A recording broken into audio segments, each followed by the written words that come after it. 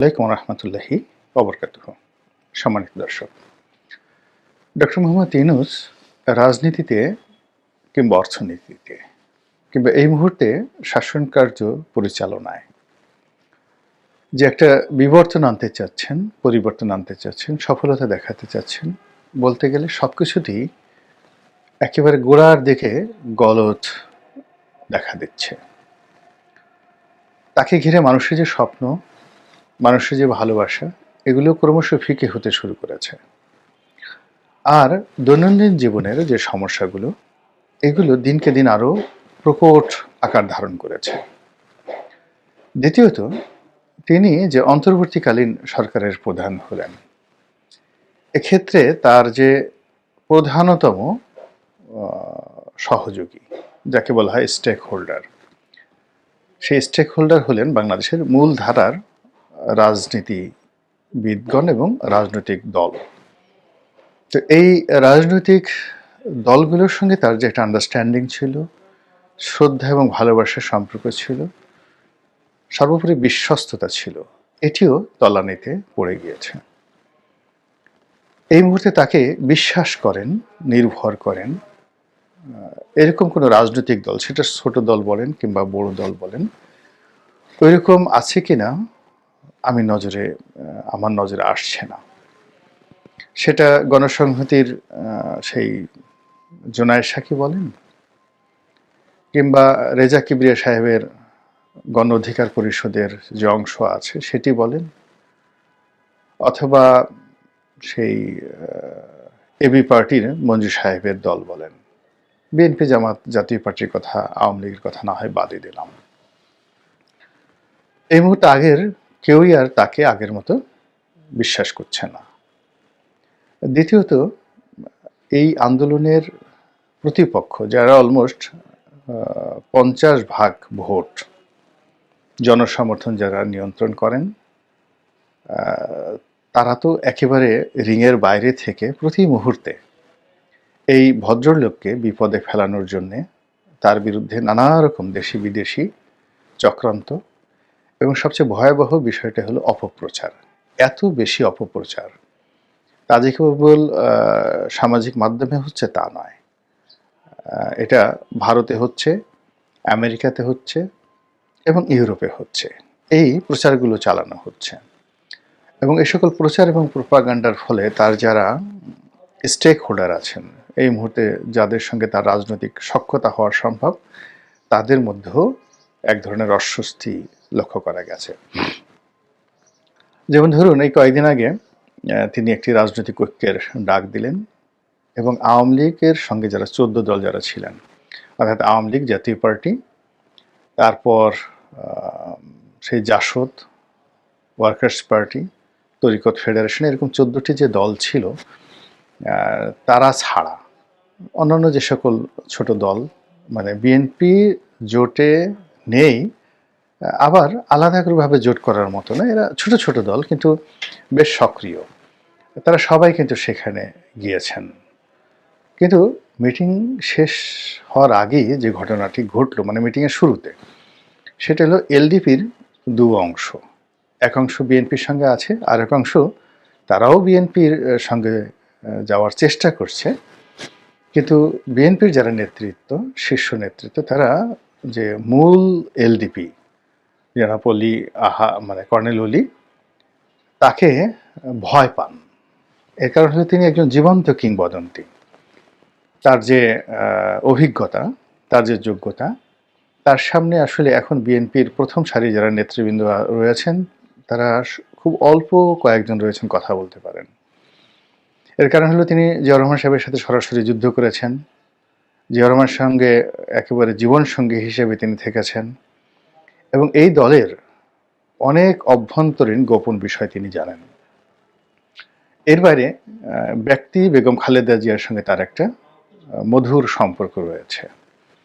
এই কারণে দলের যারা তরুণ তুর্কি, তারা প্রায় সকলেই কর্নেল অলিকে ভয় পান। দ্বিতীয়ত, তিনি বিএনপিকে যখন চ্যালেঞ্জ জানিয়েছিলেন, বিএনপি তখন ক্ষমতায়, সেখান থেকে প্রায় 37-38 জন মন্ত্রী এমপিকে নিয়ে তিনি এলডিপি গঠন করেছিলেন। তো ওই সময়টাতে তার সঙ্গে বিএনপির রীতিমতো মহাভারতের যে কুরুক্ষেত্রের যুদ্ধ সেটা শুরু হয়েছিল এবং তিনি সেটা মোকাবেলা করে এখনো পর্যন্ত টিকে আছেন। পরবর্তীতে বিএনপির জোটের সঙ্গে তিনি ছিলেন, কিন্তু 2018 সালের নির্বাচনের পরে এই জোটের মধ্যে কেমন যেন একটা গাছড়া ভাব চলে আসে। এরপর বিএনপি এই কাজ করেছে কিনা বলতে পারবো না, কিন্তু কর্নেল ওলির দল দুই ভাগ হয়ে যায় এবং এক ভাগের যে নেতৃত্বে যারা আছেন তারা বিএনপির সঙ্গে বেশি, তারেক রহমান সাহেবের সঙ্গে বেশি আপনজন হয়ে যান। এখন যেটা হলো যে এই জাতীয় ঐক্যের যে ডাক দিয়েছেন কর্নেল ডক্টর মোহাম্মদ ইউনূস, সেখানে কর্নেল ওলিকে দাওয়াত দেওয়া হয়েছিল, কিন্তু তিনি যেভাবে সেখানে গিয়ে ফিরে এসেছেন অপমানিত হয়ে, এটি একেবারে গোড়ায় একটা গলদ। অবশ্য কর্নেল ওলি ভদ্রতা সহকারে এটাকে একটা জেনারেল মিস্টেক হিসেবে বলার চেষ্টা করছেন। তিনি ডক্টর মোহাম্মদ ইউনূসের শুভার্থী হিসেবে অনেক কথা বলার চেষ্টা করছেন, কিন্তু যেহেতু তিনি রাজনীতিবিদ, কৌটিল্যের অর্থশাস্ত্র তার মুখস্থ, কাজেই এই বিষয়টিকে তিনি খুব সহজে ছাড়বেন না। আবার অন্যদিকে ওই বৈঠকে এমন কিছু ঘটেছে, গাঁট ছাড়া, গা বাঁধা, সমন্বয়হীনতা। তো ওখানে আমরা কেবলই মাত্র ডক্টর ইউনূসের যে কথাবার্তা শুনেছি খুব গতানুগতিক, নট পয়েন্টিভ, কিন্তু অনুষ্ঠানে যে ছবিগুলো দেখেছি, বডি ল্যাঙ্গুয়েজ, তাতে মনে হচ্ছে যে কারোরই ওরকম আন্তরিকতা, মনোযোগ বা একেবারে দেশপ্রেমে উদ্বুদ্ধ হয়ে একটা জাতীয় ঐক্য করে বিশাল কিছু করার যে একটা উইজডম অ্যান্ড ফ্রিডম, এই জিনিসগুলো কারোর মধ্যে ফুটে ওঠেনি।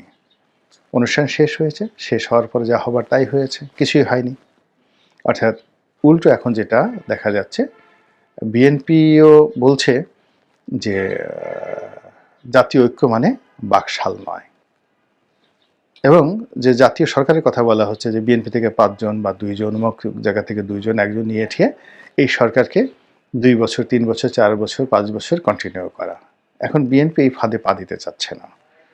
এর কারণ হলো যে জাতীয় সরকার হোক আর যেভাবে হোক না কেন, এখানে কর্তৃত্ব থাকবে সেনাবাহিনীর, কর্তৃত্ব থাকবে ডক্টর মোহাম্মদ ইউনূসের।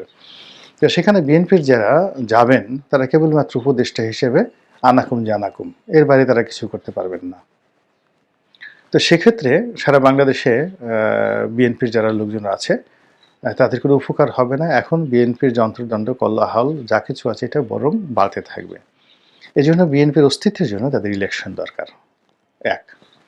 2 নম্বর হলো যে যদি এরকম একটা জাতীয় ঐক্যের সরকার হয় এবং এটা দীর্ঘদিন চলতে থাকে, তাহলে তো সেটা বঙ্গবন্ধু শেখ মুজিবুর রহমানের যে বাকশাল, তার সঙ্গে কোনো নীতিগত পার্থক্য থাকবে না। এর কারণ হলো ওই সময়টাতে মুসলিম লীগ এবং জামাত ইসলামী এই দুটো দল ছাড়া তো অলমোস্ট সবাই বাকশালে যোগদান করেছিলেন। এখন জাতীয় ঐক্য সরকারে যদি জাতীয় পার্টি আর আওয়ামী লীগ ছাড়া বাকি সবাই যোগদান করে, আর এটি যদি 10 বছর চলতে থাকে কন্টিনিউয়াসলি, তাহলে বিএনপির তো মুখ দেখানোর জায়গা থাকবে না। সে সেখান থেকে পদত্যাগ করে এসে আবার আন্দোলন করতে পারবে না, যেটি বিগত সরকার আমলে হয়েছে। অর্থাৎ এই যে বিএনপির 6-7 জন যে এমপি তারা যে গেলেন, যাওয়ার পরে আওয়ামী লীগ সরকারকে বৈধতা দিলেন, এর ফলে আওয়ামী লীগ করলো কি টানা 5 বছর সেটা চালিয়ে নিতে পারলো। কিন্তু 18 সনের পরে যদি বিএনপির সব এমপিরা যদি সেখানে না যেতেন, তাহলে আওয়ামী লীগ কয়দিন টিকতো একমাত্র আল্লাহ রাব্বুল আলামিন জানেন। তো বিএনপি সেই ভুলটা করতে চাচ্ছে না। ফলে দলের প্রাজ্ঞ এবং অভিজ্ঞ যে নেতৃবৃন্দ রয়েছেন তারা এই চালাকিটা বুঝতে পারছেন, আর এই কারণে তারা এটাকে বাকশালী একটা ফন্দি এবং ডক্টর ইউনূসের মধ্যে এই একটা বাকশালী যে মনোবৃত্তি, এটি তারা খুঁজে পেয়েছেন। এগুলো বাংলাদেশের পার্ট। ওদিকে তারেক রহমান সাহেবের সঙ্গে দেখা করার জন্য মির্জা ফখরুল ইসলাম আলমগীর সাহেব তিনি ইংল্যান্ডে গিয়েছেন এবং সেখানে গিয়ে বেশ কিছুগুলো বক্তব্য তিনি দিয়েছেন, এবং সেই বক্তব্যের মধ্যে প্রণিধানযোগ্য কতগুলো বক্তব্য। 1 নম্বর হলো তিনি প্রশ্ন করেছেন, হু ইউ আর, আপনারা কারা, কোত্থেকে এলেন। তো প্রথম দিকে আপনি দেখুন গত 100 দিন ধরে কন্টিনিউয়াসলি বিএনপি কিন্তু আনকন্ডিশনালি এই সরকারকে সাপোর্ট দিয়ে আসছিল। এখন অল অন এ সাডেন এই বৈঠকের পর, যে বৈঠক করে তিনি ইংল্যান্ডে গেলেন, সেই বৈঠকের পরে তিনি বলেন, হু আর ইউ, আপনারা কারা, কোত্থেকে এসেছেন। তো এই সকল কথার মধ্যে বোঝা যাচ্ছে যে ডক্টর মোহাম্মদ ইউনূস রাজনৈতিক দলগুলোর সঙ্গে যে সমঝোতা, যে সম্পর্ক করতে চাচ্ছেন, বা তিনি যে প্ল্যান নিয়ে এগোচ্ছেন, বা তিনি যে রিসেটের কথা বলেছেন, তিনি যে সংস্কারের কথা বলেছেন, এই সবগুলো মিলিয়ে এমন একটা জগাখিচুড়ি তৈরি হয়েছে যে যারা রিসেটে বিশ্বাস করেন তারাও এখনো ভরসা পাচ্ছেন না যে আসলে রিসেট হবে কিনা। এজন্য সমন্বয়ক যারা রয়েছেন তাদের একটা বিরাট অংশ বিক্ষুব্ধ। আবার তিনি যে সংস্কারের কথা বলছেন, এজন্য বেশ কয়েকটা সংস্কার কমিশন করা হয়েছে। তো তারা খুব পরিশ্রম করছেন, কষ্ট করছেন।